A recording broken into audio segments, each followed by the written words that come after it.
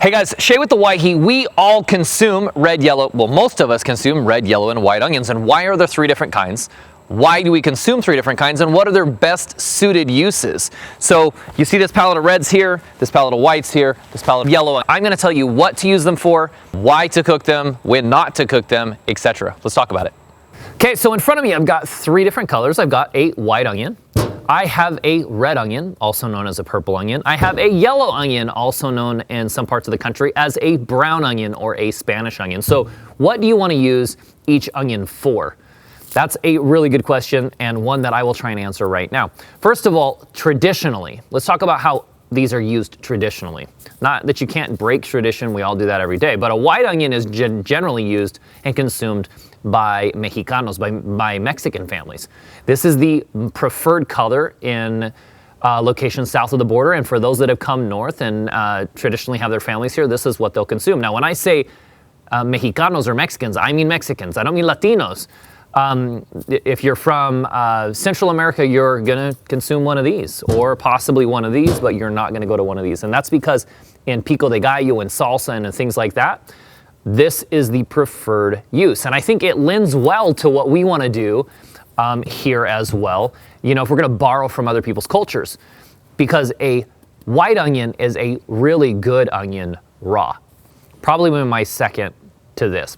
Okay, so we're gonna start by cutting this white onion apart, and we're just gonna compare the three onions one to the other, right? So you can kind of see what's going on inside and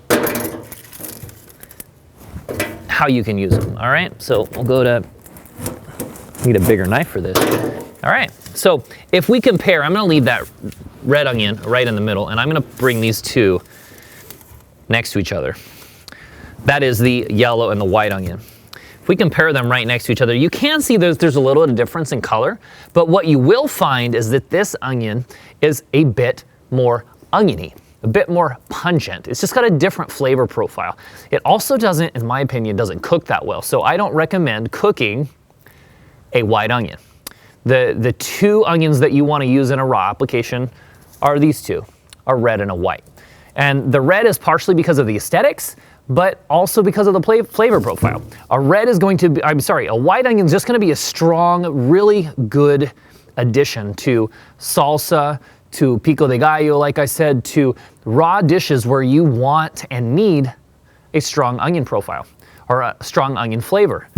A red onion is going to be a little less pungent. Obviously it's a great garnish on a salad. You see it used like that all the time, but it's also really flavorful, but flavorful in a way where it's a little bit more sweet.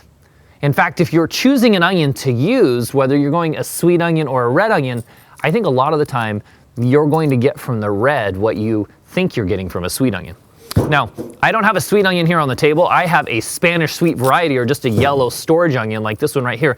And this is the utility onion. This is the onion that you use or can use for everything. And when I mean everything, I mean you can use it raw, you can put it in your pico de gallo or your salsa, but you really should use this when you're cooking. When you caramelize an onion like this one, it has a really high sugar content, but you have to break it down first through the cooking process. And if you do, you will find if you took all three of these onions and you cooked them down and you caramelized them, you would find that this yellow onion would have more flavor than the other two. So that's why it's the go-to by chefs, by cultures alike across the world, as the onion of choice for cooking. So one other little tidbit while I'm talking about this, what happens to the other half, right? Lots of the times it calls for half of a medium onion or half of a jumbo onion. Half of an onion is all it calls for, is all that it calls for, all that the recipe calls for. I did challenge you, it's better for me if you throw that whole onion in there, but I'm not doing this just for me. I'm doing it because I think it's not worth wasting the other half of the onion, and you will actually add flavor to the recipe if you just finish putting the rest in there. And I mean in a cooked application.